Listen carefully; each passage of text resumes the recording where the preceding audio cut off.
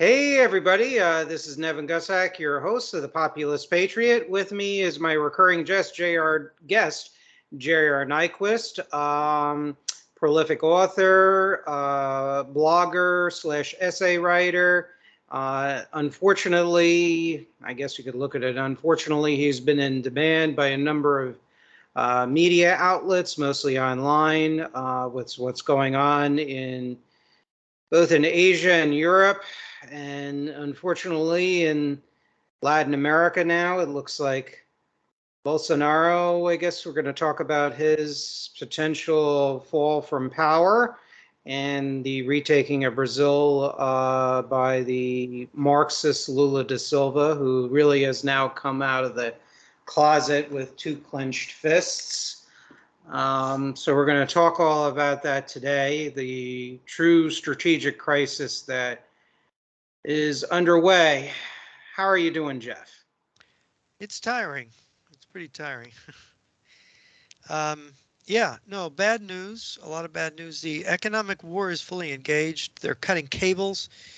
I heard that there were some cables cut to some islands off of the UK. They're cutting things in Germany. I think I heard they arrested some people, but they're sabotage of trains.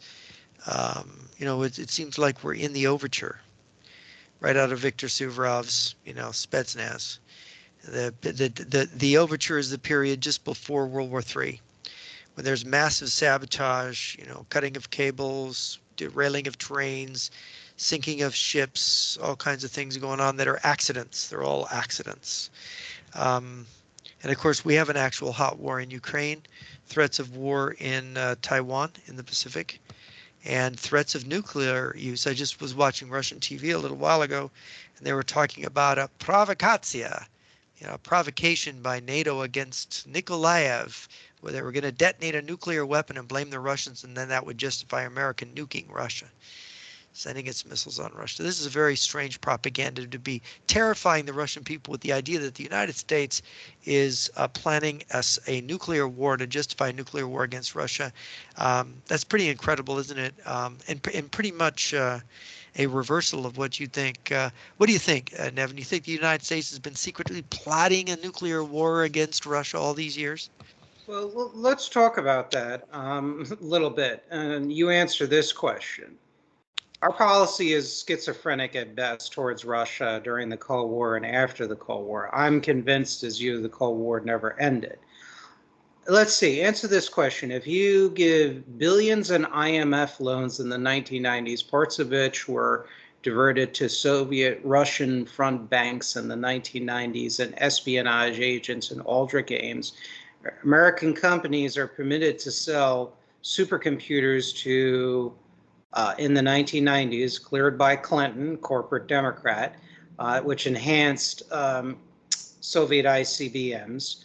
We, under the Obama administration, we gave PNTR, which all your Tea Party heroes and conservatives and most Democrats, other than Bernie Sanders and Sheldon Whitehouse, incidentally, voted for that, which resulted in mass technology transfers. You witnessed the Soviet Silicon Valley, which was used for military purposes, Skolkovo and Ruzano. You look at the START we built that up. We gave them billions for that. Well, answer your question. Are we really that against Russia? We have all these 3 arms control agreements since INF, which I agree with Trump in pulling out of INF. New START under Obama. Jeff, does it look like we're really... For somebody to believe that the United States is plotting a nuclear war against Russia, they would have to believe that the United States is the biggest bunch of idiots in the world, because we haven't built a new nuclear warhead since 1992. We haven't tested one since 92. So how could a country, and by the way, Biden just killed 2 nuclear warheads earlier this year. So how could a country that is government is against nuclear weapons in principle be plotting a nuclear war against Russia, which has been rebuilding and modernizing its nuclear forces? That doesn't make any sense. It's sort of like that I decide I'm going to prize fight you, right? We're going to be, and you're Muhammad Ali and you're in top shape, and I just decide to eat hamburgers and get fat and just get totally out of shape. Never do any preparation. I'm going to go in the ring with you without preparing. And do you think I would challenge you to a prize fight when I'm totally out of shape and you're in the best shape in the world and you're a prize fighter? I mean, it's ridiculous. And the fact that the Russians would float these lies, I mean, the Russian lies are so over the top. They're so crazy. I mean, the other day, the Russians are saying, oh, the Ukrainians tried to use a HIMAR to smash the dam upriver from Kherson. The Russians are evacuating Kherson and they're forcibly grabbing the population and forcing them to go with them.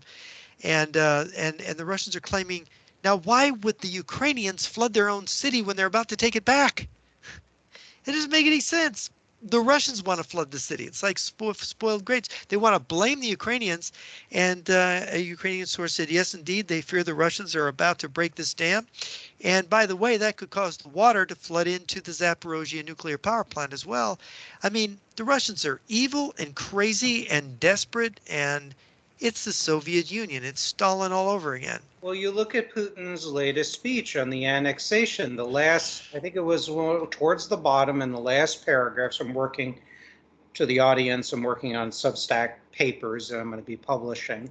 And one of the things I was reading through is Putin's latest speech. I mean, he talks about a revolutionary transformation of the world. Yes, he does. Collapse, multipolarity. I mean, that's like, it's like bordering kind of Soviet style rhetoric. He talked about the anti-colonial resistance. Not that I'm a fan of any historic Western imperialism or colonialism, but you know the pedigree of where this is coming That's from. Soviet boilerplate. I mean, and it's coming out of Putin's changed. mouth. It's Soviet boilerplate. Exactly. Yeah. So I don't even know, begin with my questions. One thing that is really very concerning, we receive reports, and I'd like you to elaborate on this, or the truth or falseness of these reports about the Europeans are, including especially France, if I recall, they're kind of inspecting their bunkers. They're getting their act together with that. You have the Biden administration purchasing $250 million worth of anti-radiation drugs. I mean, there are other things going on too as well. Supposedly in New York City, they're on television, they're running emergency broadcast drills.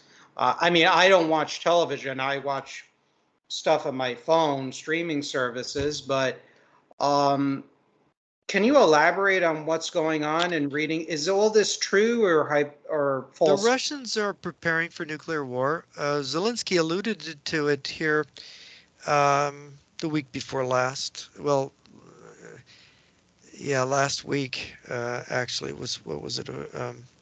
No, a week before last. He gave this presentation to an Australian group, the Lowy group, and he basically, in the question and answer session, I watched it, and he said, look, they're getting ready for nuclear war, and you don't want to just sit there and get bombed. You need to be preventive or preemptive, however the translation goes. And he really got into trouble with that. The BBC reached out and did an interview with him, in which he kind of tried to walk it back. But, I saw it and I thought, he really did say it. But he had this look of grave concern on his face, like he'd just been told he had cancer or something. I think that Western and Biden about the same time said it's really serious. It's Armageddon. I think Biden used the word Armageddon. To donors, to wealthy donors. Yeah, there's some kind of intelligence that, and if you look at Poland, the same thing. On the 23rd of last month, the Polish Interior Ministry admitted that they were giving potassium iodide to their fire departments and emergency services, and the school system in Warsaw was was giving iodine to children, was preparing them for that. Same thing in Russia. Russia's preparing. They're making sure all their fallout shelters are stacked. On the comic end, Belarus has not maintained its blast and fallout shelters with supplies, and they're saying, hey, Russia, you got to give us the supplies to fill our shelters with. So I mean, not all the republics of the former Union are have got it together, but it is very serious in that the talk of nuclear war is exactly what you'd expect before a nuclear war would start. But the real key here that everybody would miss is that China, you just had Xi confirmed as the emperor, as the Red Emperor now, And he embraced Marxism and Marxism-Leninism. He is a Marxist-Leninist. It's about world revolution. And Russia would never have done this move in Ukraine without Chinese backing. In fact, Putin went to China before he did the invasion. And before he did this recent mobilization, he met with Xi in Samarkand. So I would say that Russia and China are together. And China is not backing down from starting some kind of war. And I will remind you what Mr. Wang of Luda Media told me back in June. He's the guy that smuggled out this 57-minute tape of the Chinese leaders in Guangdong province preparing for war, from taking their province from normal to war, is that he said that they are going to start a war by November 1st. So here we are today. It's October the 21st. So we're 10 days out from that deadline now. Are they going to keep the deadline? Mr. Wang is basically not retreating on it yet. You know, if I know the communists, they are always late. They're always bungling somewhat. They're always behind schedule. Well, So that's a I good don't thing. know. Yeah, That's a good it's thing. a good thing. Yeah, they might. And the real bungles here, I might mention, this just came up yesterday.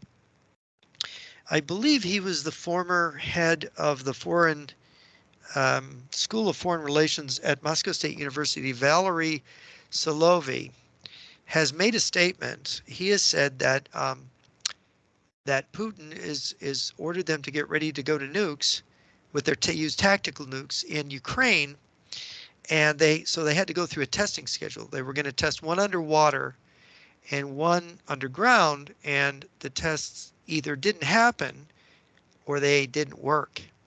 Oh, nice. Right. Boy, And that is excellent. yeah, a Ukrainian told me several weeks ago, he said, look, we don't think the Russian tactical nukes work for the same reason that everything has been in bad maintenance that the Russians have been thrown into the battle. The Russian tactical nukes have been neglected. And a nuclear weapon is like a $50,000 watch. You know, it's a really fine-tuned instrument. And if you don't keep it in fine-tuning, it's not going to work. And this seems to be indicated. Now, I wouldn't put that on their new, strategic warheads, but, with all the kleptocracy, the kleptocratic leaders there, who knows? Maybe the successful tests have been a show.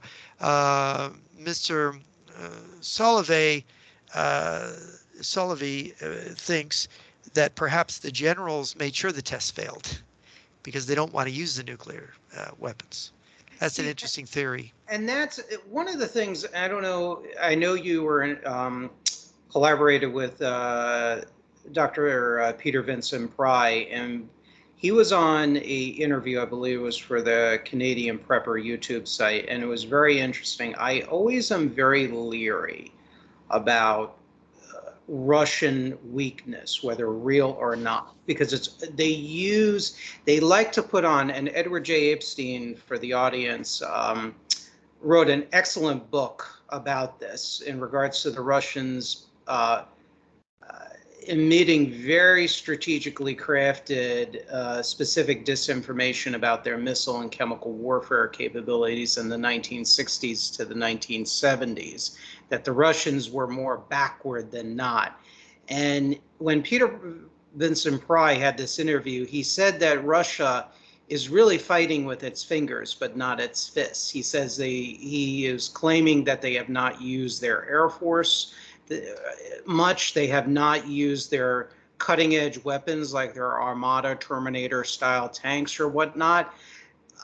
I'm very distrustful of the Russian government because of their program of Maskarovka, which is military disinformation. And I'd like you to comment on that because I am very distrustful. Look, I like the Russian people. I've met very nice Russian people and whatnot. You have many who are resisting within Russia and fleeing so they don't get drafted into their armed forces for this war. But you have a leadership that is just incredibly cunning and cruel, is probably the best way to put about it. What do you have to say about that, Dr. Pry's positions and my concerns? Uh, Did you have any discussions with him about this? yeah, yeah. He was very upset about developments, and of course he was extremely pessimistic about the situation. Um, and I think being as knowledgeable as he was, he had reason to be. He knows our strategic posture is horrific, um, and invites attack is the way he's characterized our strategic situation. I think that he's basically correct. I also think that people like historian John Mosher has a point that look, as a Peter was a military specialist. If you're a political scientist or sociologist or economist, you look at these systems in Russia and China that are so highly centralized, and you see a lot of disastrous things that they make all kinds of horrific mistakes because the people below the chain are not really able to tell the truth to the people above without being punished. And the people above make unreasonable demands. And and of course there's a lot of deception and lying that goes on in the system, and that makes it a little bit dysfunctional. And so you go back to the Soviet invasion of Finland in November 30th, 1939, disaster, by some accounts 500,000, 500,000 casualties, and they did not conquer all of Finland. They took some territory, but they didn't conquer it. You've got the June 22nd, 1941, where Nazi Germany attacked the Soviet Union and basically just devastated their armies. And if they didn't have, hundreds of divisions to raise to come behind the hundreds that were destroyed, look, Germany captured in the first year of that war 34,000 tanks, Russian tanks, captured or destroyed. 34. I mean, Germany invaded the Soviet Union with 3,400 tanks, and within a year they captured or destroyed 10 times that many. I mean, it's unimaginable. So you have to think about the bungling, the capacity for a highly centralized system where nobody can take the initiative, everybody gets penalized, and the guy on the top takes all the responsibility, makes all the decisions. This is a bad system, and now especially in the digital age, with all the new technology and all the knowledge, the dissemination of knowledge, I think it's even worse. And I think the kleptocratic features, John Mosher was reminding me, and his book is really quite excellent, about the Russian tank brigades in 1941. They would lie about what was coming out of the factories in the Soviet Union. So they made the brigades to accommodate all the tanks. We're going to have, 30 brigades, whatever, tank brigades. We have a tanks to fill. No, they only had half the tanks. So the tank brigades were only at half strength. And that's one of the reasons why the Germans were able to defeat them so easily. The formations were, and yet they could, who do you wonder told Stalin that these brigades were only half strength? And who is going to then blame somebody else that the factories didn't produce the quotas they said they were? But now what we're hearing, I talked to somebody who said that, Shoigu and some of his deputies, they basically, it's incredibly, of course, they probably spread the plunder around, that they basically plundered over $30 billion in weapons procurement money over the last decade. Well, that doesn't surprise me. They have a corruption problem, and that's an endemic in any totalitarian or authoritarian collective. Yeah, and here it may have reached such pathological proportions that what we're seeing in this conventional war, look, and then it was, I saw the deployments. I was one of the few people that actually, that didn't have access to government secret stuff, that I looked at the deployments and I said, the Russians are going to invade. I said that in mid-January to different other groups in private. I said, look at this deployment. This is to do this. This is to do that. This isn't for exercise. Well, you said that to me privately too. Yes, and it was going to happen. And other people said, oh, they're not that crazy. They wouldn't. Well, they're differently rational. They're not. They don't have your sanity, right? And the thing is that, but I had two things were bothering me about it. For the size of the Ukrainian military, the invasion was just under 200,000 men. How did they expect? And I thought, well, they must be expecting their air power would deliver it, because their invading forces are smaller than the prospective defending forces. So either they knew that Ukrainian brigades were going to crumble or go over to their side, or different people would flee, that the whole place would fall apart. They must have thought something like that, because on a strict military basis, if you take the number, go by the numbers, it's hard to figure out how they expected to win easily. But then, of course, you're counting their air force, and you're counting that the Ukrainians were weak and their units weren't maybe loyal. Well, it turned out the Ukrainians really wanted to fight. They really wanted to fight for their independence. The Russian Air Force wasn't a factor. They didn't use it. They didn't knock out the air defenses in Ukraine. They did the double envelopment attack, very smart, but it bounced. Basically, they never took Nikolaev in the south, and their encirclement of Kiev didn't work. And they ended up having to withdraw. And I mean, this is a disaster. So you're looking at it and you go, how? Why didn't they send more? You know they could have sent more if they had prepared a little better. But then you have people saying, well, they don't have the equipment. And you're going, what do you mean they don't? I mean, they've lost, by some counts, close to 2,000 tanks. Some people, well, over 4,000 armored fighting vehicles, tanks, APCs, and other things. Over 1,000 artillery systems. I mean, it's just incredible. Over 60,000 dead, over 60,000 wounded, missing, captured, whatever. I mean, that's almost 2/3 of the invading force is now casualties, right?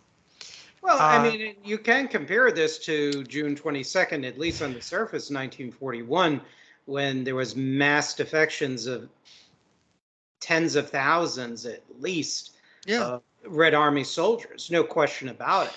Yeah.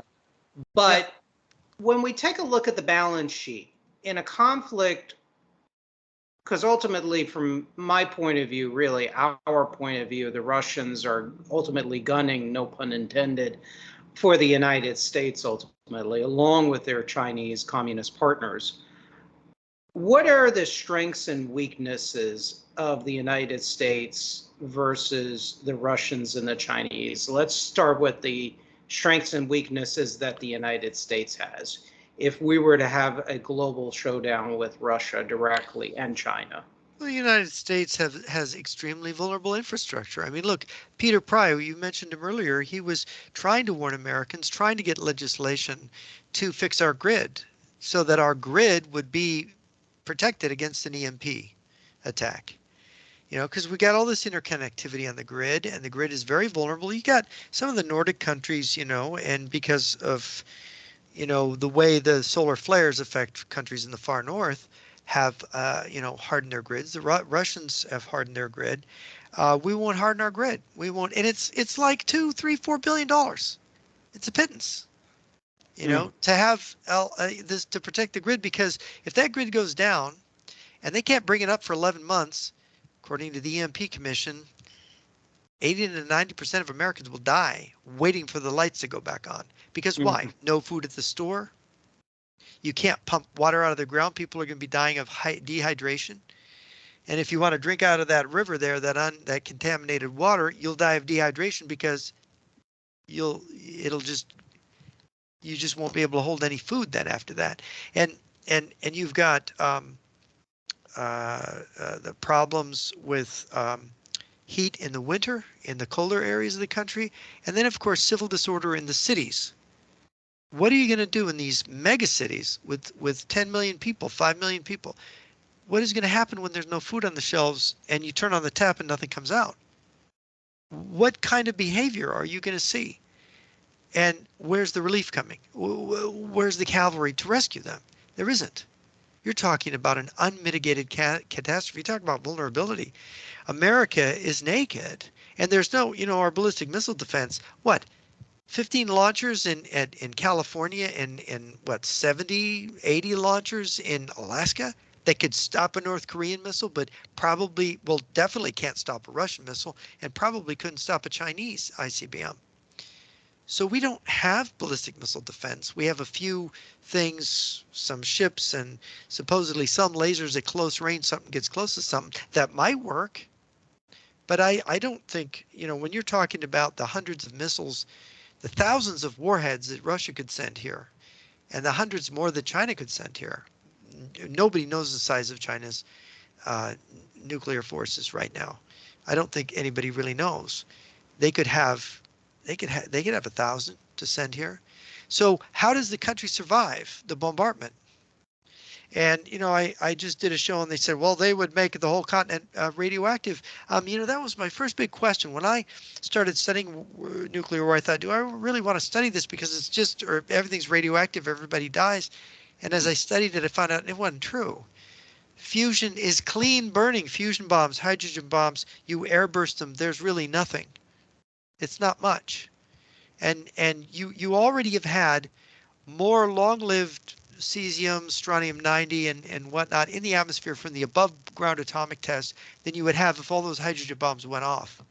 And that's just the way it is. And we didn't all die from those above-ground tests. So what are they talking about? And as far as the hot fallout, yeah, immediately downwind of ground burst targets, you're going to have 20,000 rads an hour. It's going to kill everything above ground. But there's only a few places like that. The fact is, most people in most places, they'll get up in the morning, and if they do have electricity, they'll see the news that the country got bombed. And it will be another day. And they'll be going, what should I do? They wouldn't know the difference from one day to the next. There might be some odd clouds or something somewhere in the distance, but if they're unlucky to get the fallout, then they'll die. But I wouldn't want to be in Minnesota. That place will be desertified in a nuclear war, turned into a desert. But plenty of places will be okay. Well, one thing about Florida, there's not too many primary targets anymore. I mean, you just have MacDill Air Force Base, which is a strategic air command base in Tampa, St. Petersburg. That's about 200 miles away. And it depends, of course, which way the wind blows. And then you also have north of Jacksonville towards the Georgia border, you have some major naval facilities there too. One of the myths, though, that's popularized in many a movie, you remember the British movie Threads, The Day After, which is an American movie, Testament, which is an American movie, and they talk about how the Soviets and presumably, well, Russians and now Chinese, they would just launch all their missiles and nuke all the population centers. No. That's not true. That's not true, because they want to grab the country and ultimately occupy it. Certainly we have resources that can be used too as well. Whatever agricultural production can be salvaged. I always put a question mark, as well as whatever industry and technology and goods that they can take back. They're not going to do that. No, they want to nuclear wars. They might blackmail us, but they might hit cities that have strategic assets in them. But they're not going to just blow up cities to kill people, because they can use anthrax, bubonic plague, they can use smallpox to depopulate the country and then occupy and own that stuff. And once they come in, look, the Germans, how many Jews did the Germans wipe out without using a bomb? They didn't use a bomb to do the Holocaust. They just did it by the management of large numbers of people, getting them on trains, talking them into going into showers or whatever, and then putting on the Zyklon B. I mean, you can exterminate large numbers of people without using methods that destroy the environment or kill the purpose is to own the land and get it clear and free. And we're really naive to think that they're so stupid that they don't know how to use their weapons to preserve the land that they want to get. They're not that dumb. No, and I think that's where we make a mistake, that the Russians and the Chinese are dumb. Yes, their economic systems leave much to be desired, but I also will put a counterpoint to you. They're very good, even though they have highly centralized political and economic systems. They still have produced quite a bit of weapon. They have very good R&D capabilities. They're very good at probing and taking advantage of the weaknesses of the West, including the United States. And their equipment has run circles around us, like Russian missiles in Syria, for example, and things of that nature. Andrei Martyanov, who I kind of don't agree with some of his thrusts of his thinking, but he wrote a very interesting book called Disintegration, where he has a very interesting, you've heard of him, I'm assuming. I read the book. Yeah. And he brings up some kind of persuasive information about Russian capabilities and their economy. And you and I have talked about it. People will say, Well, their economy is a fourth of Texas, but I think this is the problem is they misread the economy. Russia has, and you and I have talked about it before, they have a much more self-sufficient industrial base and a native R&D. While we outsource our production, they generally do not. They Yeah, they do things so themselves. and Martyanov, I think, makes a lot of solid points and a lot of other issues, but I think he has some points of view that you and I don't agree with, some of his Well, bias. he definitely doesn't like America, I think. But I think his book is valuable, though. Uh, what do Um, you think of his book? I don't know. I think there's some faulty reasoning there. Of course, he doesn't see things like an American political science or economist might see it. Look, Russia's problems are economic, and their autocracy of this kind is just not going to work in a modern environment. And this is a problem China is going to have. I think what we've seen so far in Ukraine and what we see in China's preparations against Taiwan is we are seeing evidence that they might do a lot of destruction. They could destroy the United States. They could severely damage and kill a lot of Americans. But I'm beginning to doubt that they have the capacity to actually conquer a continent-sized country. The incompetence, I mean, look at the Chinese management of their own economy. How could they be? I mean, I had one guy was telling me it's an interesting thesis he has that the Chinese regions have not correctly reported their population figures, so that the actual population of China is less because of the one-child policy. They're going into a demographic crash that's like nothing any country has ever seen, and this explains these empty cities. See, there's more people coming from the countryside. We need to build more cities. We need to accommodate all these people that want urban jobs and stuff. And here they overbuilt. And of course, their real estate is crashing because of it. They built trillions in infrastructure that they didn't need for people who weren't there, right? So So, so this shows how screwed up this planned economy can be. so their And weakness, you think, is their overly centralized planned economy. That's their only Achilles heel. well, not their Um, only one, but it's what definitely a big other one. Achilles heels do they have, in your opinion, Moscow and Beijing? And what are their strengths? Well, I mean, centralization of your command and control in your economy and everything is a strength only in the sense that you can make immediate decisions, you can operate very quickly, you can keep secrets, and um, you can get the advantage of surprise, and you can practice this deception kind of thing. Um, it is an ability to pronounce a strategy and get everybody on board and get it to go forward. There's no debate. There's no parliamentary debate.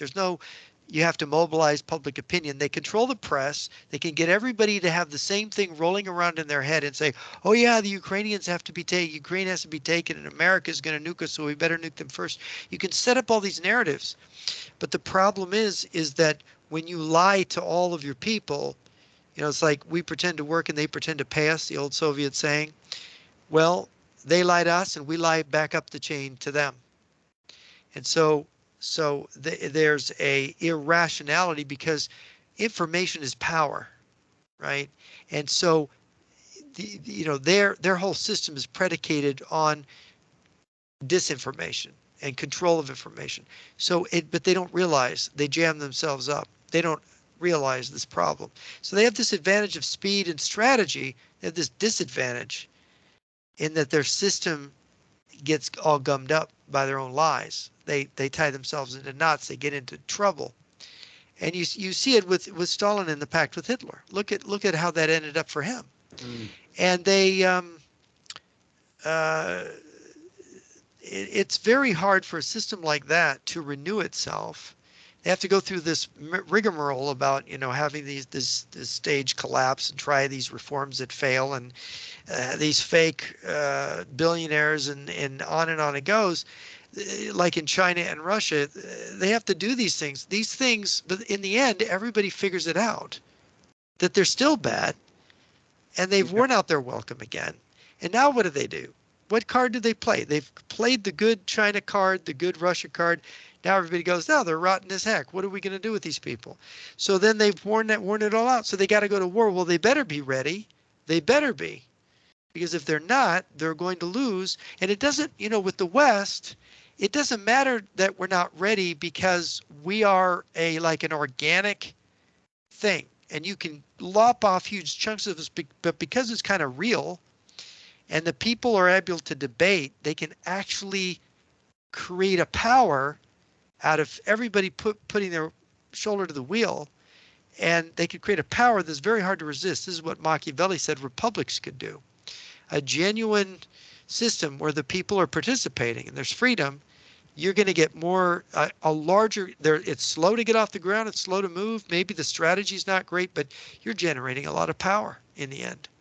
Mm-hmm. So I think we covered the strengths and weaknesses of the United States, China, and Russia pretty well. I mean, I guess to summarize, the strengths of the weaknesses of the United States would be our military position and the fact that we don't have missile defense and we don't have defense against EMP in the case of a war with Russia and China. And then, of course, the resultant potential civil chaos. Now, you mentioned there would be this collapse of civilization, I guess you could say civilization in the United States.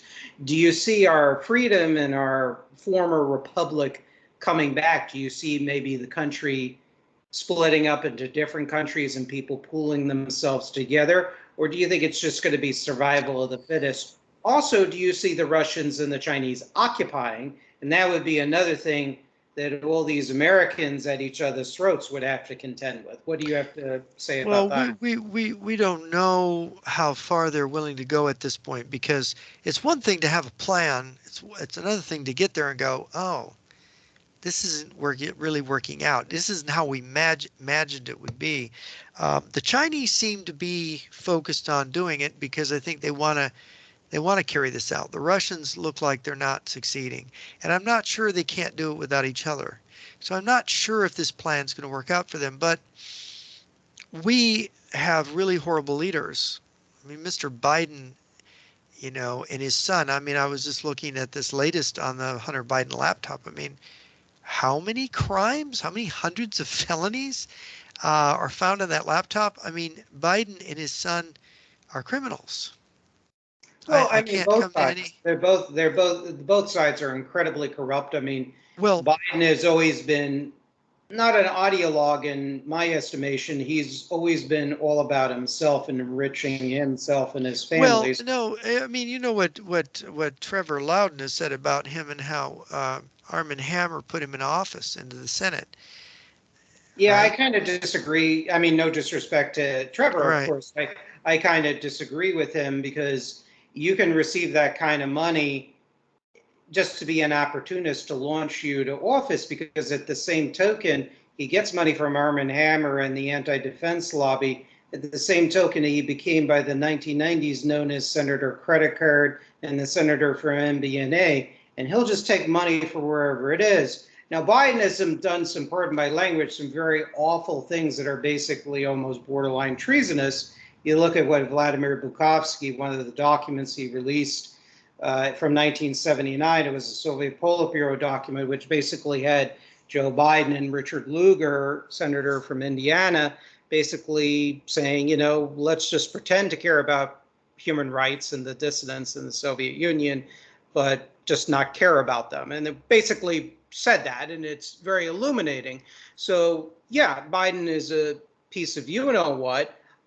We might have different interpretations. And then you have others on the other side. You look Yeah. at Mitch McConnell, you have massive corruption. And Well, that's a the liability thing too. about, you see, the decisive thing about Biden and also about Al Gore, who both were supported by Mr. Arm & Hammer, are that Clinton picked Al Gore and Obama picked Biden. So when you pick someone to be your vice president, and Obama was mentored by a communist, Frank Marshall Davis, I do not have any doubt who Obama is. And you Well, look at yeah, the birth Obama, certificate thing with yeah. Obama, there's something going on there. I know Mike Zullo, who did the investigation on the long form birth certificate. It's a forgery. It is an out and out forgery. And and I'm sorry, anybody could challenge it. He had two forensic experts look at it. They even discovered the template from which it was concocted. Well, So Obama, there was a so lot of weird stuff with him, like I think it was Xi Jinping or was it Hu Jintao referred to Obama as a veteran cadre. I mean, yeah, yeah. there's a lot of Oh very yeah. strange No. pieces of Well, there's information. the guy that went to Occidental with him and said he was a raging communist revolutionary at Occidental. So it's like, I don't, and I knew I know of a guy that knew Obama when he was a kid in Hawaii, and that they called him I don't even want to say what they called him, but he had very communist views as an 18-year-old, as a 17-year-old. Hmm. So uh, you hear all these things about him. Look, I went to school with people in graduate school just like him. They're like regular Americans, only they've absorbed this academic communist ideology, and they're extremely dangerous. And then you study Obama's presidency and how he kowtowed to Putin and the communist Chinese right up to the point to where he started pretending to be opposed to Putin. And it was so fraudulent, and you could see the line. I mean, you read Michael McFaul's book. Michael McFaul was Obama's Russia expert who advised him. That's a very strange book, and McFaul I think is a good person. I don't agree with a lot of his ideas, but I think he's idealistic and he means well, and he wants freedom for the Russian people. He goes to Russia, and if you read the details, there was something going on between Obama, Hillary Clinton, John Kerry, and Sergei Lavrov and Putin. Some kind of deal that we have no idea of was going on, and this is what you pick up when you study McFaul's book. You read between the lines, you go, there's something funny here. This is not read right. Well, I think you and I would agree that there are definitely, for varying reasons, where we may agree or disagree. These are all a cast of characters, wherever we can debate their motives. Obama, Kerry, and Biden, and to pick many also on the Republican side and libertarians and whatnot, that are highly corrupted by China and Russia for various reasons. Look, What we they've tried to corrupt. Look, you want to talk about the Republicans. Look, I have the most grave concerns about MAGA. I see more and more people. Went in an interview with a guy the other day, and he was bad rapping Ukraine about Russia good, Ukraine bad. More and more conservatives are picking up Russian talking points. Mhm. And it's become so intense of late. And now there's even this talk. Kevin McCarthy made the statement, well, if we get in power, we're gonna defund the Ukraine war, right? Kevin Exactly. McCarthy. So it's Mhm. like, well, wait a minute, just because the Democrats were pretending to be hot for Ukraine, and I don't think, my sources are telling me that Ukraine, I mean, when you listen to Petraeus, it's practically admitted. You have some of these other figures. I think Mikhail Khodorkovsky made a comment about what he thought the real number that they were giving to help Ukraine was. And so did Petraeus. It's like, that's not 68 billion. I think he said something like 14, 15 billion. And Yeah. when their administration is claiming 68 billion and Congress gave them so much to spend, I'm hearing that money's not going to Ukraine. That's what I'm hearing. Hmm. The Ukraine hasn't gotten 68 billion. They've gotten less than a Interesting. quarter of that, and it's like, Oh. what's that about? In fact, and of course they don't send money; they send weapons that are marked up in price, right? They just, Of it's like course. the $3 billion screwdriver that the Pentagon charges Hence the for. issue with the military contractors. I don't oppose the notion of a military industrial complex. It's just there lies in the problem with the price Yeah, I markups. mean the HIMARS. I think the Biden administration doesn't like Zelensky. I think they don't like Ukraine. I think they'd like to help Russia if they could.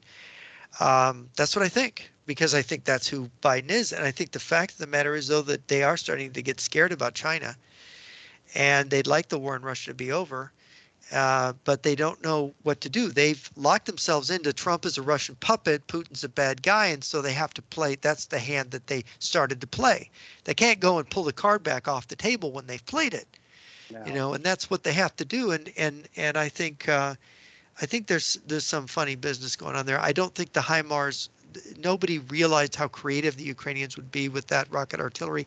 And besides, most experts thought the S-300 Russian system would shoot the HIMARS down, so that it wasn't a big deal. So my guess is everything is not what it appears. And of course, I can be wrong. I'm trying to make these judgments on the fly. I'm looking into things. Me And too. but Me too. yeah, I Both mean, of us. my sense of it is in here. See if you agree with this. I have been watching the Chinese and Russians preparing long term for a war against the United States. That they've been allies at least since the end of the Cold War. I think it goes back before that. Colonel Lunev told me he suspected it went back into the 80s or earlier. There's lots of evidence. You wrote a book about this, the China-Russia cooperation going through the period that they were supposed to be enemies. And there's all these weird anomalies that you can't explain. So I think there's this long-range strategy to take down America, and it's the Russians and Chinese. And I think the World Economic Forum and all these other groups that are really dangerous, that people talk about the cabal and whatever, I think they're just fronts for the communist fifth column that is working for China and Russia. I think that that's what they are. They're just fronts for that. And I think it's just the same old communist bloc doing the same old world revolution game. And that's what it is. And look, none of this then that's happening, the threat to Taiwan, the invasion of Ukraine to put the Soviet Union back together, none of it is unexpected. I've been expecting this for years. So the fact that it's happened, it's like, yeah, you didn't expect this? This catches you by surprise? Doesn't catch me by surprise. I was only wondering why it took him so long. Yeah, I look, you've been writing and speaking about it longer. I've written voluminous pieces on this too. I mean, I think we could all agree. I mean, obviously Biden, Obama, Kerry are highly corrupt and sinister characters and whatnot, whatever slivers or certain policies we may agree or disagree with. I mean, their foreign policy has been disastrous. Their positions, even when they were senators, in the case of John Kerry, for example, yeah, the Republicans, their issue is corruption through money. Democrats, I mean, I'm not saying all Democrats and all Republicans, especially the ones that are your average voters, but the politicians in the Democratic side, it's either through corporate funding, as well as also there's the McGovernization and CPUSA influence that Trevor has actually, and I and you and others have documented through the Communist Party's own publications. I've seen it with my own eyes, even reading it on their websites. So they do have these programs. I've interlibrated Gus Hall's book, A Lame Duck in Turbulent Waters, from 1972, where he called the liberal wing of the Democratic Party the operating leg of one of the Communist Party USA's operating legs. I saw the book. I interlibrary loaned it. And look, That's interesting. I heard a communist speaker if you put me on a lot of issues like economic, you would consider me pretty left of center, although supportive of a form of capitalism. So I have to establish my credibility here. Right. But these people are not liberal sockdems. These are your hardline, let's nationalize everything and kill a lot of people. Right. Well, they're on both sides of this capitalism issue. They're both infiltrating capitalism and using it. And people say, well, why would they capital? Hear about this capitalist conspiracy. And I think you understand this, and I understand this, is that capitalism is about making money. And that's not a conspiracy. That's just plain stupid, because man does not live by bread alone. There's all kinds of other things. The function of the state is to defend. And when you got people who are so rich that they can change the politicians and the government's mind on their policies to allow them to trade with our enemies and to be a Bill Gates, for example, who is just he might as well be a Chinese citizen. He might as well be a Chinese national. When these billionaires end up with being closer to Beijing and Moscow than they are to the American people, and they're basically treasonous in their economic behavior. There's something fundamentally wrong with capitalism as a system where the capitalist has turned democracy into plutocracy. Well, sure. And it's not a conspiracy. It's just that greed works this way. Greed has this side, and the communists are good at exploiting it. Well, and that's where, and I learned a lot of good things from the Birch Society, but one of the things that you and I both were Birchers, and one of the things I've come to vigorously disagree with them is their interpretation of these insiders of the Trilateral Commission, because in my opinion, a lot of this has to do with deeper issues like the phenomenon that has been talked about psychologists and economists of corporate sociopathy, the monomaniac that you Right. talk about, and everything else. And I think, what I've been trying to do on my end is try and you can't throw the baby without the bathwater, Right. No, you because have to have a free market. capitalism, Yeah. capitalism, out of all the bad systems out there economically, it's the best out of the bad Well, the lot. problem is that To capitalism isn't paraphrase it. Winston Churchill, Yeah. his Well, on democracy, you it can't get is. rid of it. It You isn't that capitalism is a bad system. It's the only system. You have to have a market. I'm sorry, you have to have one. You can't. But you see, the problem is you can't have the economic system is not all there is to your society. And it turns out the political system, on which the state is the key component, the state exists to defend us against enemies, internal and foreign. And there is such a thing called societal order. And unless right. order is not preserved, I mean, if order is not preserved, the whole thing, you won't be able to make money. You'll just be looted. You have to have property rights. You have to have law. You have to have the rule of law. You have to defend against enemies who want to overthrow it domestically and who want to invade it and plunder it from abroad. And if you don't have that defense, look, you can have the greatest market in the world. You're just going to be raped. You're just going to be That's true. taken. Well, there's And national that's what they security. are. They're just, it's something out of the movie Scarface. Good movie. And it's like one of these criminals the communists dumped on us, and he saw America as, oh, good, we can rape them, we can take anything we want out of it. Americans are soft and they're weak, and I'm just going to take what I want. So, and there is a lot of that. And these people, I'm sorry, but you can't be born yesterday every day of the week and survive. Yeah. Well, and the other part is that I think also this safeguards and morality in capitalism. You look at what's gone on. I was reading in ProPublica, and this was mentioned on Breaking Points, where you had the situation with it's this Texas-based algorithm software that landlords can use, and they were talking about it at a meeting of their executives. I forget the name of it. And it was used by landlords who normally, actually, one of the executives said this software has less empathy than your landlord. So now landlords have been using it as a tool. And it has this built-in algorithm that was developed by this corporate raider from the airlines in the 1980s that got in trouble for antitrust issues. Believe it or not, the little we enforce antitrust law, which Reagan shut down.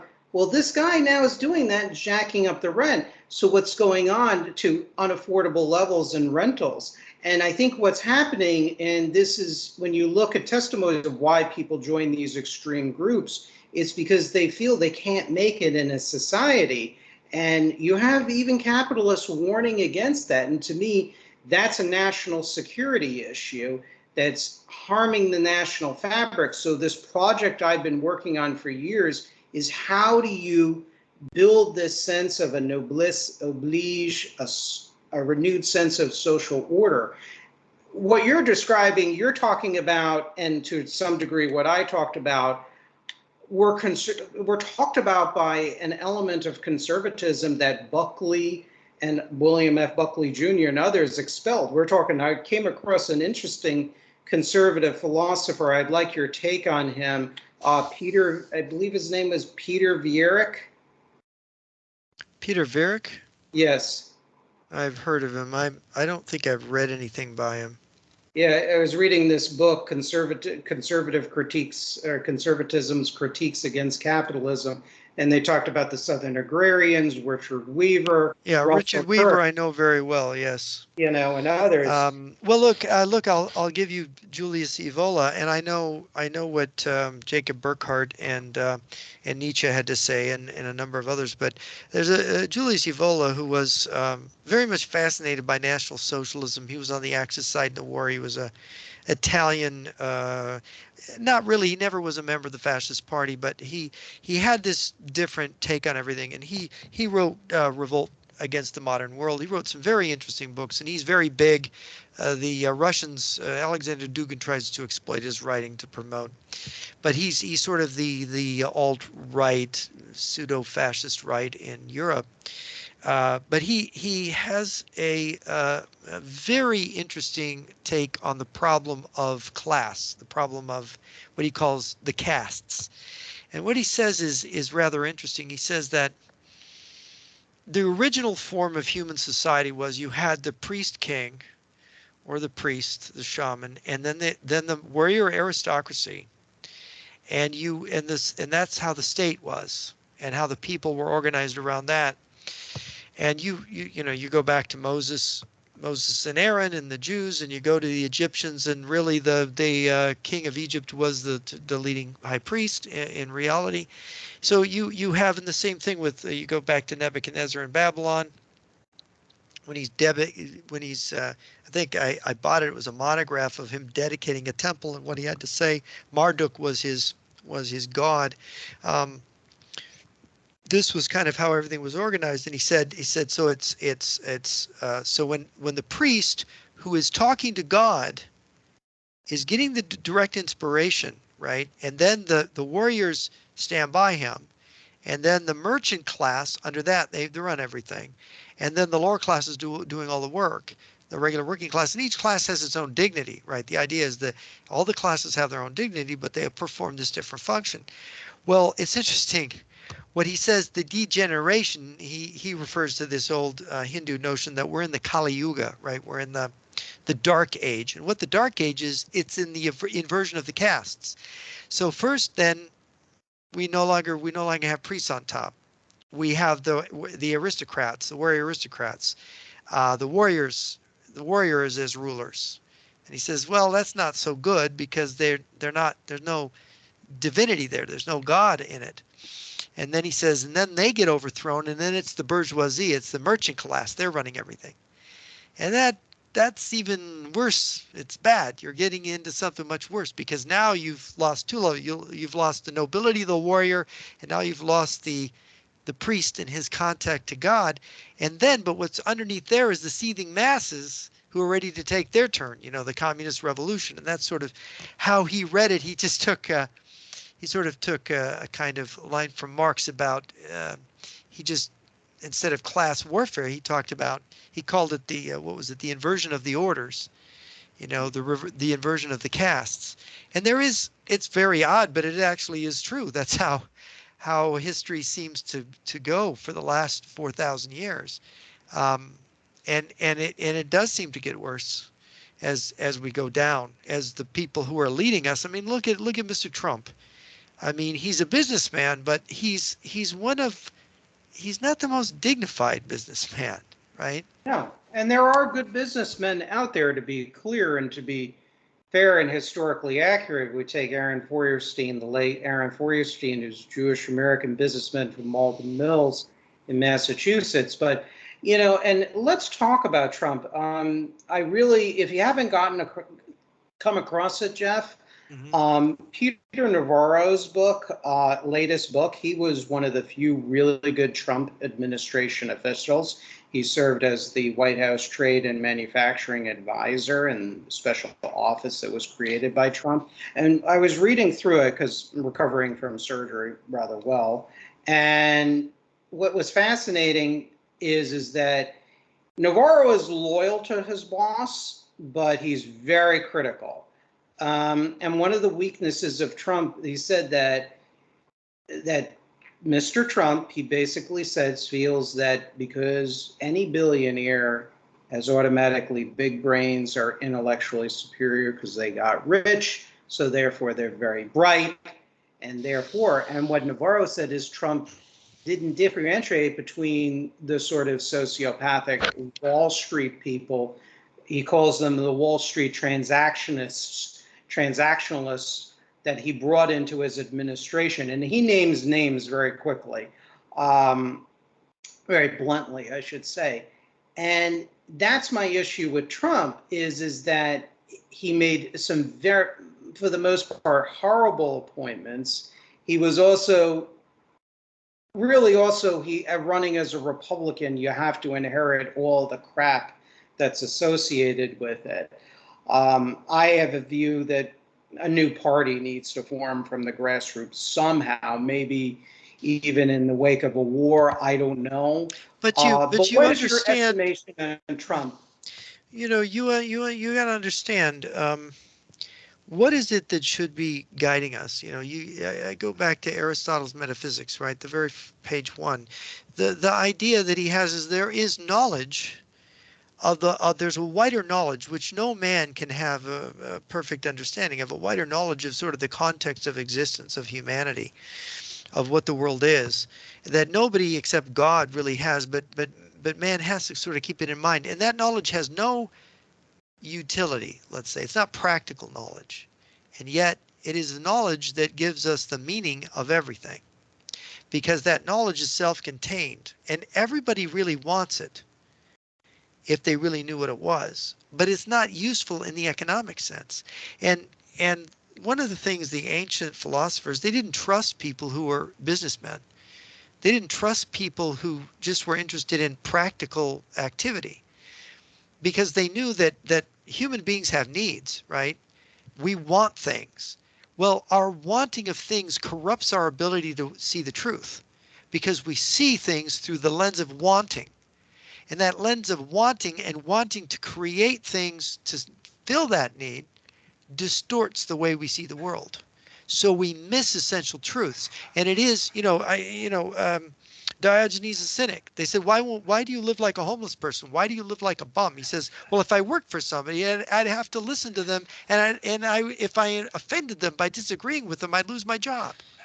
So he was what Diogenes the Cynic was saying is he didn't want to compromise his ability to see the truth by involving himself in economic activity. These are very ancient ideas. And one of the reasons of having a warrior aristocracy, they own land and they can live off land, and they've got the people to tend the land, and they focus on war, is that war is the contemplation of death, and death is closer to God. It's closer to thinking about higher things. So you could turn it into chivalry. You could turn it into a more noble thing, which they tried to do in the Middle Ages. But you see what I'm saying is that there are higher values and higher ways of going about things. And there's people who are just, we've got our saints, and we've got people who really devote themselves to God, and they teach other people. And these were old things. Society had more of that before. And these things that we've lost, this is one point that Evola is got right, I think. A lot of the stuff he has is very dangerous. A lot of his ideas are dangerous, but we have to have a society that really does cultivate higher values. And you say, well, what good is that? How much money can you make off of a higher value? But see, that's just the point. It's higher than money. It's above want. And it's the ultimate order in which human society needs. This is where you get justice. What do you need justice for? It's not practical, right? Look at our justice system, how screwed up it is. Look at the way people are treated. Look at the loss of dignity of the human being. Look at where we're going. This is a disaster. It's unfolding right now, and it's no joke. We do not even recognize our own enemies. We are so darn stuck in the practical. We can't think, well, it's not practical. We got to make Russia into our ally, and if China's going to be our enemy. Practical. We are now so demented in our practicality. I call it rotten pragmatism. Right? Yeah, It's a rotten agree with pragmatism you. that has gone through us through and through. We are rotten pragmatists. Oh, that's not practical. It's like, well, it better be, because you're going to die if you don't get that unpractical stuff right. Right. Oh, I agree, and I think this is where Trump plays. This fits really neatly into the issue with Trump. I mean, from your inside sources, people in the intelligence and military personnel and officers and officials that are on our side of these issues, what did they say about Trump and his performance? Did he know about Galitzin's point of view and the collapse of the? I mean, what was going on with the boss No, there? I know somebody that actually mentioned Galitzin to uh, the President Trump, and Okay. his comment was, "Well, I don't believe that." So he heard of Galitzin. He didn't have to explain. No, no, well, no, they explained it to him. Well, I don't know how much they explained it, but he said, "I don't believe that." So the thing is that he doesn't. he doesn't have an attention span. Everybody says this about Trump. He doesn't have the attention span to absorb something complicated, something longer. Look, most experts won't even accept this stuff. Look, I've sat here and I've said, look, Golitsyn is onto something. And he's in 1994, he's 93 point something percent correct, almost 94% correct. Now, all the rest of his predictions about one clenched fist and China and Russia being together, all of that has come true. So how do you explain it? How do you explain a guy who makes a set of predictions in 1984 in a published book, and you got 96, 97% of it has come true 30 years later, and it's still coming true? And then the thing is that people do not know how to synthesize information because they don't read, they don't think, they're too much of in a hurry, it's not practical enough. Oh, Jeff, what did you do that for? You should get a different job. You should make more money. It's like, no, somebody has to do this because nobody's doing it. It's indecent that nobody's actually asking these questions and writing these things out. And the problem is that it should have been a whole bunch of people, not just me, and it should have been people better qualified than me to do this. And it's like, this is horrific. It's like, you got to be kidding me. I mean, I say this to myself. It's like, for years, it's like, I can't be right. It's just, I'm all by myself. Other people don't say this. Even I think I'm kooky but this is what I think. This is what the 2 plus 2 is 4. This is what it looks to me. And years later, and all I can say to myself is, I was right. That's crazy. That's crazy. Origins of the Fourth World War, and it's happening right now. Sorry. Well, I mean, you and I and Trevor Loudon and Cliff Kincaid and others in the past that are kind of out of this thing. And there are others, and I'm sure I'm not listing. Well, Diana West, Cliff Kincaid, Olavo de Carvalho. I mean, there's a whole bunch of people who got it. Trevor, I mean, thank God, he's very good on the issue of and mustering up all of this evidence. But for the longest time, we didn't even know each other were there. You know? I was studying this even before I knew who you were until I happenstance on your columns and on Newsmax and WorldNet Daily. How I started was going through LexisNexis Academic Universe and they had foreign press as well as American press. And it just things seemed weird. And I came across your essays and I'm like, well, let me see what's going on and let me dig into this. And I'm like, oh my God. And I'm still finding things today that's just incredible. This book had 1,000 pages at one time. I had a stack of papers that almost went to my knee of notes. And I looked at it and that's how much information. This is in around 1989, 1990, after I've been working on it for 2 years. It was even before the collapse of the Soviet Union, which, by the way, I knew was going to happen because Golitsyn said it was going to happen, and I realized he was right. And I was reading the New York Times, the Los Angeles Times, the London Times every day, just cutting things out. I have boxes full of these old things. And the thing is that I looked at it and I go, it's too much. Nobody's going to ever understand all that detail. I had to figure out how to say it as simply as possible. It was not easy. And it was like people looked at me and thought, that can't be right. But by 1998, I had a few people that looked at it and said, because of the thing in Kosovo, because of the war, the way the Russians reacted, people noticed. And, Art Bell had made a trip to the Soviet Union and he heard about my manuscript of the book and he called me and he said, there's something wrong over there in Russia. They're pulling a fast one. He had seen enough. He'd seen it was fake, the changes in Russia. And he had me on a show and he said, publish your book. And so that was really interesting. And I kept meeting people. I kept defectors, connected with all kinds of people. And pretty soon it's like, you got to be kidding. It doesn't end. There's more and more of it. The Andrei Codrescu, Andrei Codrescu, who wrote The Hole in the Flag about the Romanian Revolution being from the Russians did it. It wasn't as advertised, and meeting people who knew Václav Havel telling me, oh no, he's a communist. And Robert Bukhar's documentary film interviewing STB agents saying, yeah, we were given the orders to start the Velvet Revolution from Moscow. I was given a plane ticket to Moscow to leave after we did it. You know, all this stuff is like, it just piles up so high. And then you try to tell people, you know, about it, and they are like looking at you like, the news can't be wrong.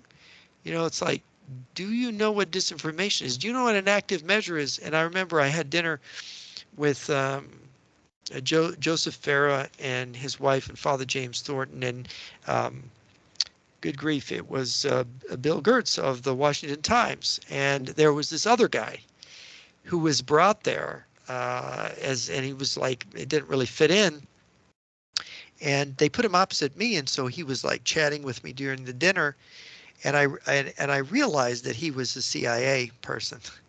And he says, well, what Eastern European languages do you speak? What do you know? I speak all these languages, and I do, and he knew what my basic thesis was. And he says, well, how can you say that this thing is concocted? And I said, well, look, here's my book. I handed him my book. I said, you know, you were there, you saw everything.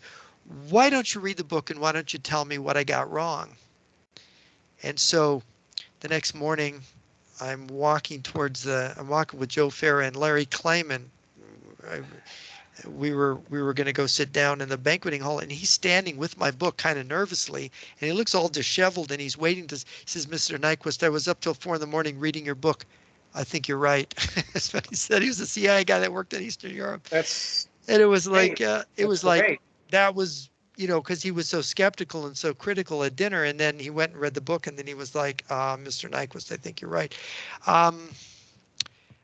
So, you know, it's complicated when you go to it and you talk to defectors and they tell you things. I mean, I've had people, disgruntled KGB people, tell me, you know, confirm things out of their own mouths. Yeah. The errors that Golitsyn made was the Russians aren't 10 feet tall. Nobody in Russia wants communism back except for the handful of people who want to bring it back, and they can't do it. You see how they're having discipline problems in Russia. They've lost control of the system. It is genuinely falling apart now.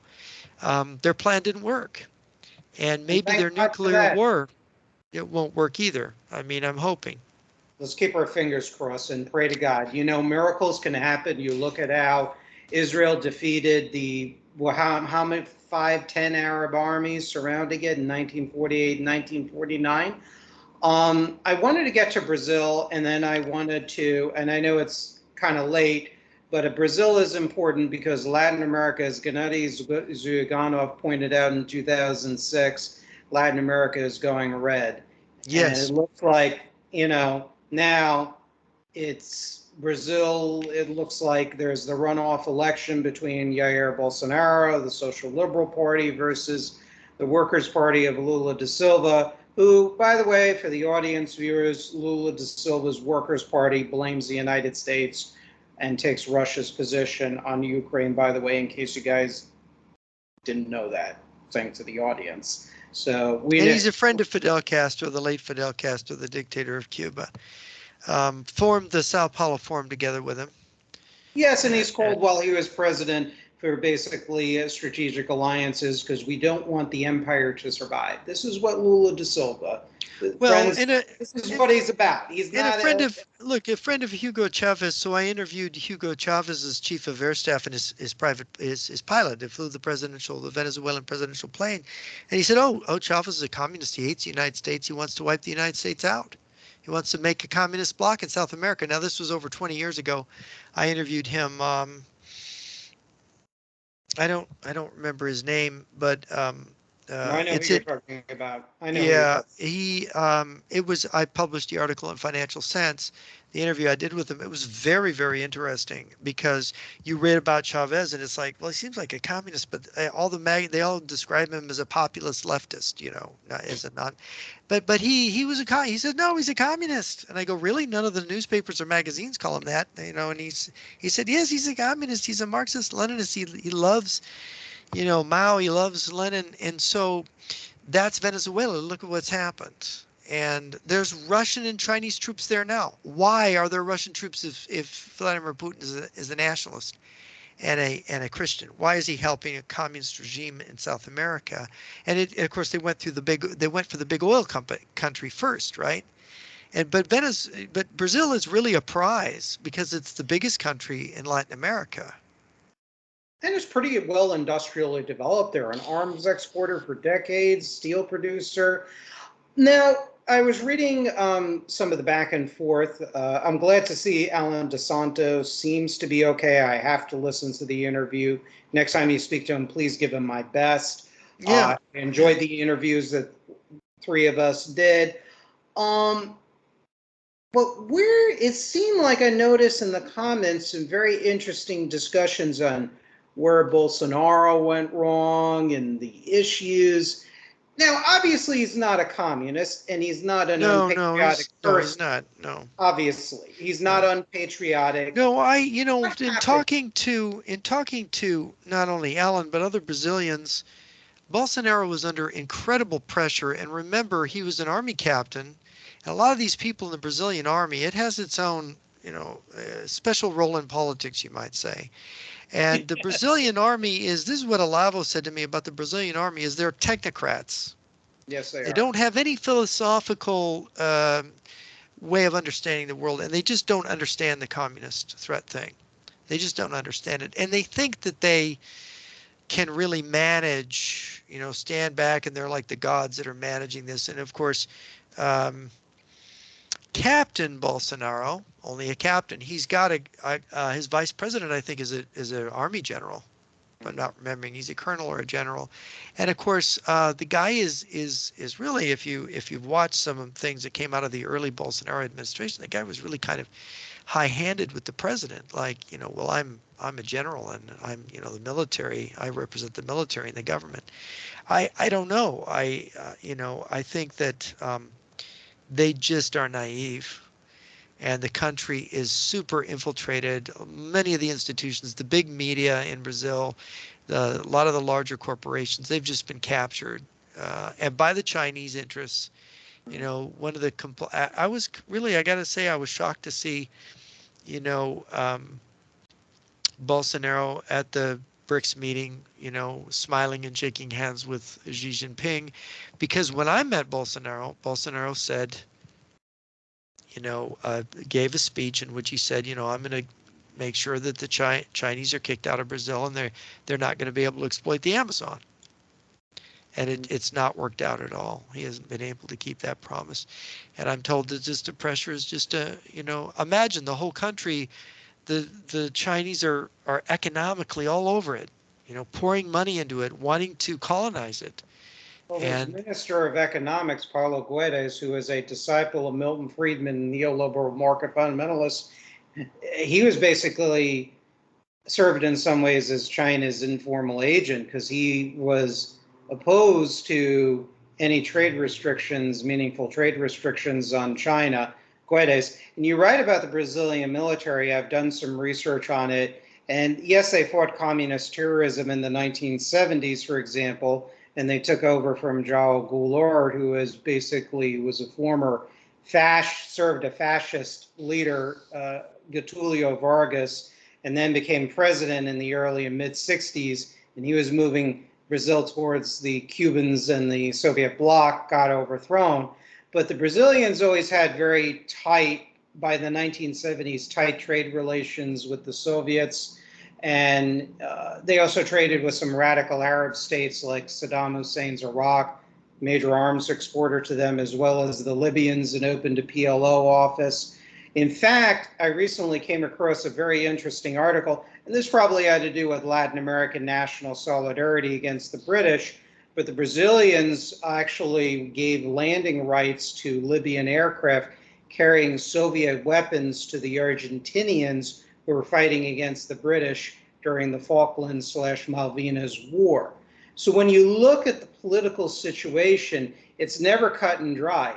no, Your so-called anti-communist countries, but when you peel a couple of layers of that onion, there's all kinds of double dealing. And one thing I noticed with Bolsonaro, Ronald Reagan, and Donald Trump is they bring in people that will that are not on the same page with their general anti-communist mission. So where Reagan did many good things and was sabotaged by the Soviet caucus, for the lack of a better term, at the time in the Democratic Party, it was a real Soviet/Sandinista Cuban caucus. Right. And some of that still exists today, unfortunately. Well, the Sandinistas own Nicaragua today. Yeah, they do, and they still have allies all over the country. So the point is that, but Reagan got sabotaged, and when I was reading, and Bolsonaro did too as well, and Trump did, and you may have heard about this story, and you can comment. After KAL 007 was shot down by the Soviets in 1983, and this was reported in the mainstream press, there was a war with the Reagan administration. A guy at Commerce, at the Commerce Department, he was an assistant secretary of Commerce, Larry Brady, who was also one of the few protectionists in the Reagan administration. He authored a memo that basically said we need to have an entire total trade ban with the Soviet Union and presumably all its allies. Well, and he went above his chain of command to, I think it was Judge William Clark, who was his benefactor. And I think he was a national security advisor. And Brady, Clark event, it turned out that George Shultz, who was the Secretary of State at the time, was so furious, and Malcolm Baldrige, I think, I write about it in my book, Useful Idiots on the Right, as well as Turning the Page, and they had him fired. They had him fired, and Judge Clark, he eventually left the Reagan administration. I don't know if he was fired or resigned or passed away, and Larry Brady lost that protection and was out of there.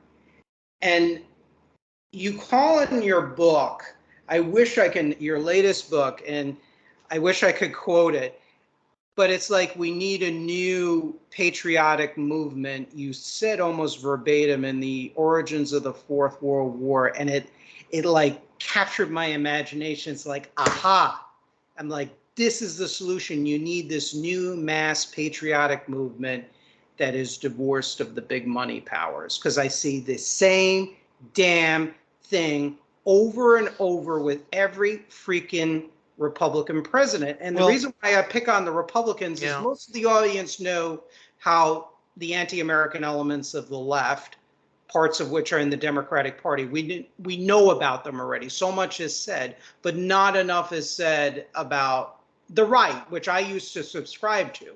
And they're really not conservatives now, Jeff. No, they're not. No, they're not they're conservative. Not. The conservatism is pretty much been mowed under by the rotten pragmatists. Look, what I don't know, I advise everybody to read Mikhailo Vinitsky's book, Ukraine's Maidan, Russia's War, about the revolution there, because this is what he describes for Ukraine. He said they had this revolution that was really grassroots, where it was small leaders, and the people leading this revolution were not after money. They didn't have a lot of money. The middle class is not super wealthy in Ukraine, but it's motivated. They want to be independent, and they want to be free, and they want a decent country, and they want the corruption gone, and they want the country defended. And it's a new kind of patriotic movement, and it's spontaneous, and it's grassroots, and it's quite, to read his book, you'll see what happened in Ukraine. It's a kind of a miracle that people pulled together, but they were being so abused. I mean, if you could see, their leader, President Yanukovych, was a Russian puppet. Their whole government was, the Party of Regions was looting the country. They were just literally robbing the Ukrainian people, and the Communist Party was clapped onto it. The Party of Regions was aligned with the Communist Party in the Rada in Kiev.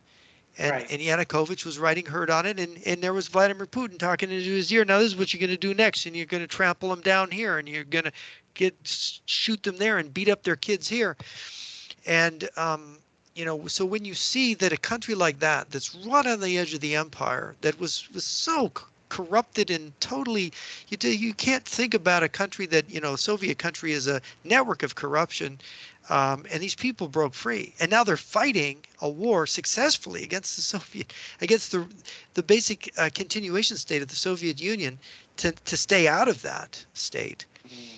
Then there's hope for America, because if the American people say, just get rid of the people who behave like it's Hollywood, and the people who are interested in the money, and the people who are doing it for all the wrong reasons, and just go with the truth, and go with just the patriotism of what's best for the country, and no big leaders, because they are going to disappoint you. That's the Ukrainians found out over and over again. The big leaders always made big promises and always disappointed. And it's like a big leader can be corrupted. A big leader can be co-opted by your enemy. A big leader has a big ego, and he has weaknesses. No big leaders. Yeah, no, I couldn't agree with you more. And one of the strengths that I see this country at, I was saying this in a previous interview that I had earlier today, amongst average people, I mean, we have a lot of know-how here. I mean, and you even talk about it in your fictionalized section of the origins of the Fourth World War. The United States has a very creative people. There are a lot of creative people. We still have scientific talent. We still have know-how. The Japanese always expressed the concern during World War II, beware of the sleeping giant in the United States. Although we were the arsenal of democracy back then, we're a shadow of our former self. I would like to believe there are a lot more of us out there. I think there's more of us than we realize. There are people waking up to this. My mother, for example, who's always political, and my stepfather, they watch your videos religiously of interviews. She absolutely loves what you have to say on most issues. So there are more of us out there who are able to analyze the information, try and distill it, and basically paint a picture, basically, if you will, and connect the dots. So I think our country, we still have a portion in our country that we have good brain power still in this country. It's not like it's all totally lost either. Well, look, we have a lot of independent spirit. People want to be independent. They want to, the real thing about owning your own business is not to get rich. The real thing is to be independent. To not have somebody hanging over you telling you what to do, that you're able to do it and build and to do on your own. But the thing they've done is they've tried to divide and conquer us, divide women from men, poor from rich, black from white, and so on. Every single dimension, immigrant from native. They wanted all this division. And then they want to, of course, they're going to blame the Republicans for the division. But the reality is that what's fascinating about Ukraine, the Russians did the same thing in Ukraine to divide the country between those who normally speak Russian and those who speak Ukrainian, between those in the south, in the east, and those in the west and the north of the country. They went for the industrial part of the country, blue collar versus white collar. They did all these things to divide Ukraine. And the Ukrainian people, they really almost like viscerally, instinctively got it. It's like they woke up one morning and said, oh no, you're not dividing us. So that they elect a comedian, which I think was really pointed for them to elect a comedian, to elect a Jewish comedian, because they were saying, look, we don't take our leaders that seriously. We want a comedian. I even heard there were people in Moscow to say, hey, we kind of would want a comedian too, because it's not Mr. Putin is not very funny. No, he's not. And so they just wanted somebody who was sincere, somebody who was simple, somebody who was humble. And whatever his failings before the war, Zelensky knew what the people wanted, and he knew that it wasn't about him, and they were done with the big shot leaders, the Ukrainian people, and they were done with being divided. And you see Zelensky got in the east of the country, in the south, and the north, he got overwhelming vote everywhere. Like there was no division in the country. It's like, okay, this myth of this Ukraine being divided up, it's a myth. And it's because in 2013, 14, they woke up. Then that can happen here in the United States. Unfortunately, the Ukrainians had to go through some bad things, and right now some really bad things. And maybe we're going to have to go through a war, and our cities are going to be bombed. And see, that's if people say the Ukrainians, they're corrupt and they're all that, everybody's bad. Well, We're sure, human certainly beings. we're highly corrupt. We're highly corrupt. And it's like I have sympathy for them because the people that want to bomb us are bombing them and we're next. Well, yeah, irrespective of the failings of past, or I mean, party or regions, I have no sympathy for, obviously.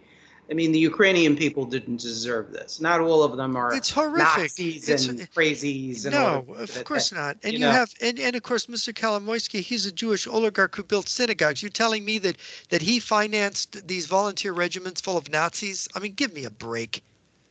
So it's like Give me a break. it's like saying all the Jews are all, just greedy capitalists or disloyal. It's not the case. You can't Right. smear an Right. entire No, no, people. no. And There's good it's and look bad in every people. and the country's history is complicated and people ought to learn it before they start Well, commenting I'm not on their surprised by the Ukrainian resistance. They always, for better or for worse, and yes, there have been ugly chapters in Ukrainian nationalism, highly ugly chapters, OUN and Stepan Bandera.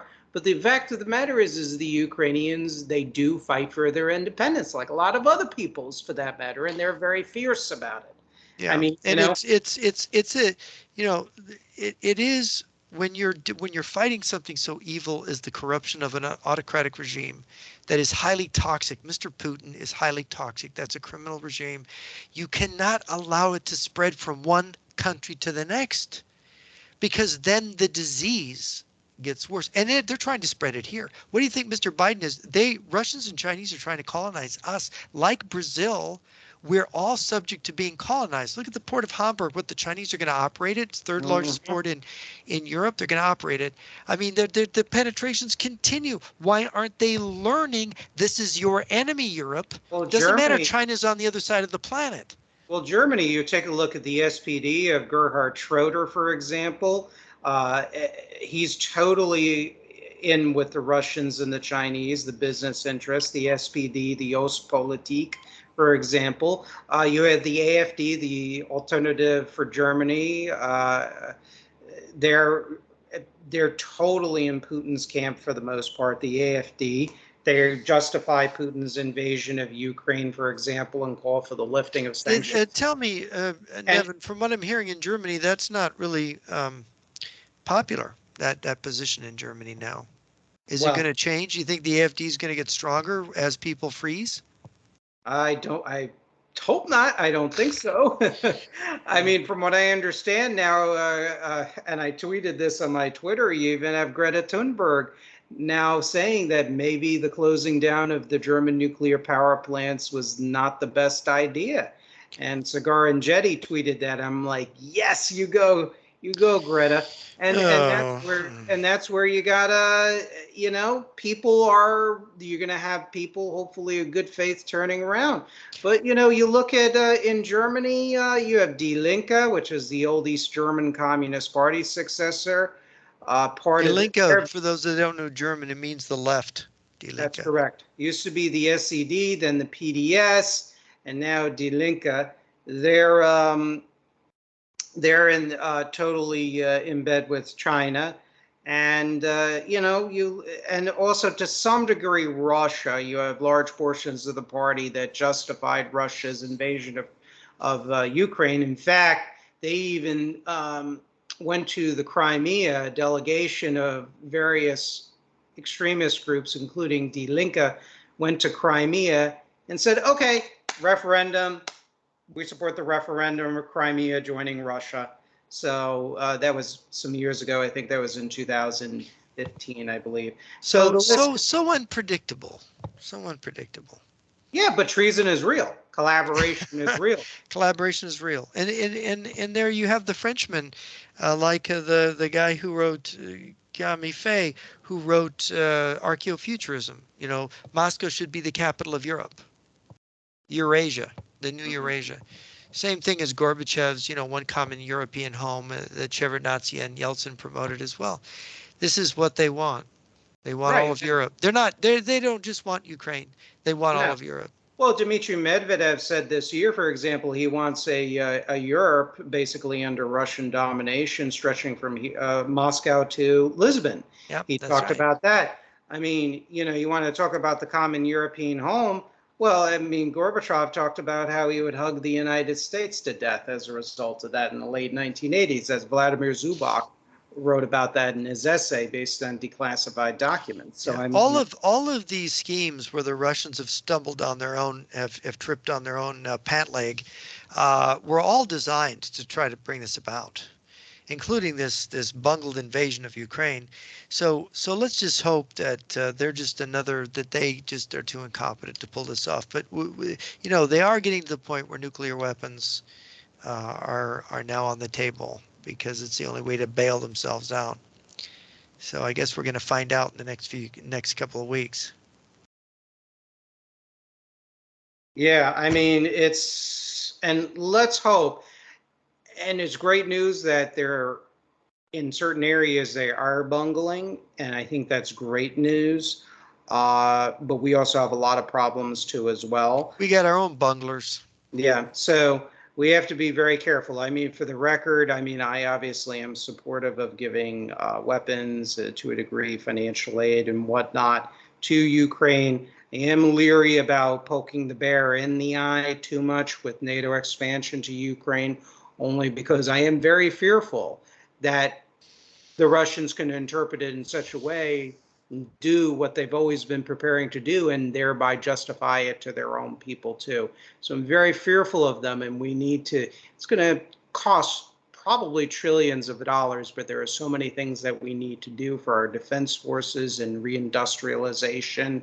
Yeah, And, yeah. and, Well, and here's the lastly, deal we could offer them. NATO, Ukraine never joins NATO, and they have to give all the Ukrainian oblasts back, there including you go. Crimea, and we give some kind of security guarantees to Russia. Okay, How and about that that? sounds fair. Yeah, Sounds fair. right. What should we do specifically? What kind of goods should people get? Because I'm preparing, I've been prepared, but now I'm preparing and ordered various materials for myself and even some other people. So, Well, what do you think depending on the citizens should do? potassium iodide or iodine is not bad to have around if you know how to use them. If you've got instructions, you don't want to take it at the wrong time. You can. I understand if you take too much, you can damage your thyroid. So be sure you understand how to use it. Okay. If you do have it, make sure you have instructions and don't use it unless there is a nuclear war, unless you are in the path of not hot fallout, but the long-term kind, and um, and avoid drinking milk and dairy products within a few weeks of nuclear strikes, just to be safe. But other than that, don't grow a vegetable garden in a crater, in a nuclear crater, even if it's like 100 years later. The crater is not a good idea. Don't fish if there's a crater becomes a lake from a nuclear bombardment. Don't fish in the lake. But as far as things to have, you want to have water that's ready to use, and you want to have food. And ideally, you would want to have a year supply of everything you need. Now, it's really hard to have a year supply of water, but you might want to have if you do have a well, attach a hand pump if the well isn't too deep. And you're in Florida, you probably have got a lot of fresh water around. And of course, maybe you can get water filter pills to help to um, make water drinkable, things like that. Those are the kind of things you need to think about because the main thing is to get through the period where there's not water and food, get through that period.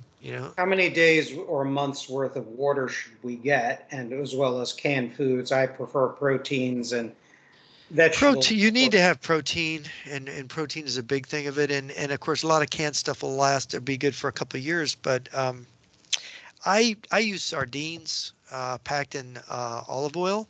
Mhm. The olive oil is really good, and the sardines, and then get something like I get rice cakes to Mhm. put the sardines on because you need something that's carbohydrate to go with it. And then there's I mean there's chocolate bars, there's different kinds of organic treats and stuff and that you can get. Potatoes are good because you can have a potato garden, and potatoes are like almost like a weed. It just grows depending. I don't know about the climate there in Florida, but Potatoes are really good, and they can fill you up. Now, what about items like Geiger counters, firearms, shortwave radios? Good idea to have or no? Well, yeah, you can buy these wind-up radios. They wind up, and you don't need a battery. You just wind them, and then and I've owned a couple of those things over the years. The wind-up radios, and they're really good. You wind them up, and you get FM, AM.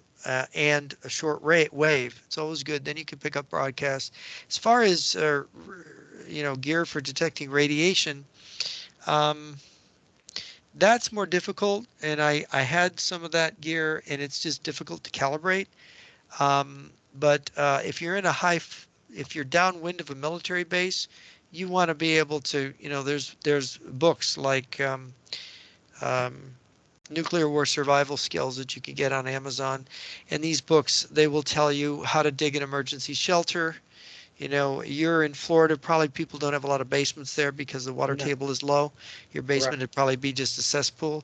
Um, but you want to, there's even such a thing as digging a trench, lying in it, digging a trench, driving your car over it, lying in it, because that as a emergency fallout shelter. There's things like that you can do. I don't, I don't think, if there's going to be really hot fallout, government buildings are built with fallout shelters. Government buildings, federal buildings, buildings built at universities with federal money. They will oftentimes, the library in many universities, they'll have a basement, then they'll have a sub basement. And it's like required. It's when they give them the federal money, they're required to put like one of those shelters on the bottom floor. And just make sure you take enough water and food down there with you. Mm. And, a porta potty, if you're thinking ahead. I think they have, they probably have toilets in those places, but that's the kind of place that you'd want to go. And if you can make it there, because there are those places, you know. But I don't think a lot of areas will have really hot fallout. I mean, if you're in Minnesota, take a vacation before the war starts, or use convert your basement into a fallout shelter, if you can, because those are the places that'll be hot. Fallout will be. Now, for those of listeners who don't know, what will the hot areas be? What is significant about Minnesota, Washington, D.C., parts of the upper Midwest like the Dakotas, Well, Wyoming? Minnesota is downwind from our land-based missile forces, the silos. They could do shallow air bursting, but it really is kind of sort of ground bursting. What causes the hot fallout is if the hydrogen bomb warhead turns to plasma solid Earth. It supercharges it, and then like a hot air balloon, the fireball is 10 times hotter than the sun. It goes up in the atmosphere, and then those particles condense into fallout particles, and they rain downwind in an elliptical pattern, depending on the wind speed, how far it goes before they fall. And those things are, it's 20,000 rads an hour initially, and you need what is it? Well, I think 1,200 rads, 12 to 1,500 rads in 24 hours, depending on your body weight, could kill you. So that's 20,000 rads an hour is going to cook you within 7-8 minutes, basically. I mean, it's gonna kill you pretty fast. So you need to be underground. And in 13 to 18 days, that stuff's going to become harmless. Mm-hmm. Totally harmless. It's like, it's not the Energizer Bunny. It just runs down like a bad battery going out. Now So you're in a rural area. In a urban area, what should our urban listeners do? Besides prepare with the food, I do recommend a firearm. I know it's not politically correct. I recommend a firearm for anybody, and to learn how to use it properly and take the courses. well, you want to know how to use a firearm for self-defense. I mean, it's good to be friendly with your neighbors and to be part of a good neighborhood group. I mean, people survive as a group, Yes. and they can help each other as a group. And I don't know. It just depends on how bad the war is and what happens. And like I say, a lot of things could be working like normal in a lot of parts of the country, and other parts of the country not. And it's very difficult to say. and it depends on, what degree of nuclear war they go to. Is it just attacking certain military targets? Is it all out? Is it partial? It's very hard to say, because a lot of the things, see, this is what people should know, is that there is the Russian strategists, the great Russian strategists like Sokolovsky, they're dead. And the Russian Federation and China are actually, however we think of Putin or Xi, they're run by committee. It's collegial. And I'll tell you about a committee. When I lived in Eureka, the county building, it was the ugliest building in Northern California. It was about 6 stories high, and it was like a giant concrete block, and it was painted butterscotch and pink. And I once asked the Board of Supervisors, I said, why is that building so ugly, and why is it butterscotch and pink? And he said, because it was made by a committee. So when we look at this war, whatever happens here, if it does happen, you got to remember that from the communist side, it's the work of a committee. So there may be no real reasoning because look at Ukraine, you can see that's a botched job. So that's the way committees are. And so I'm thinking that's good news, but there could be bad in that too. So Yeah, it could swing either way, and we just don't know. We're just going by the information we no, have, and no, and we just don't know. no. So, well, Jeff, this has been almost a 2-hour interview, Yeah, it's a bit much. but it's a lot of valuable information, practical information. I think we thrashed around as usual. A lot of good ideas. You gave a lot of very interesting points of view here. A lot of great information you provided. And any parting words? I mean, I think we've said so much, particularly you. Yeah, well, I believe it or not, with all this bad news, there's more of good news here that like the Russian tactical nukes may not work. Excellent. They're not behaving like the good strategists of good Soviet strategists of the 60s, 70s, and early 80s would have done it. And so I think I think the politicians in the Soviet Union and China basically just decided that smart generals were too dangerous. And so they got all the dumb ones. And I don't think they have in the military strategy department. I don't think they know what they're doing, to be honest. And that's good news, because they're floundering in it. They might just flounder worse. And we might actually, by God's grace, just get out of this without really a major humanitarian catastrophe, on the scale of 10 times World War II. Well, from your lips to God's ears, and there definitely is some good news here. So thank you so much for joining us on the program.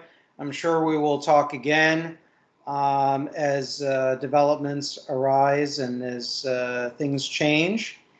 And to the audience, thank you all for joining us on this program. God bless. Have a great weekend. Be safe and be prepared. Thank you, Jeff. All right. Thank you, Nevin. Okay.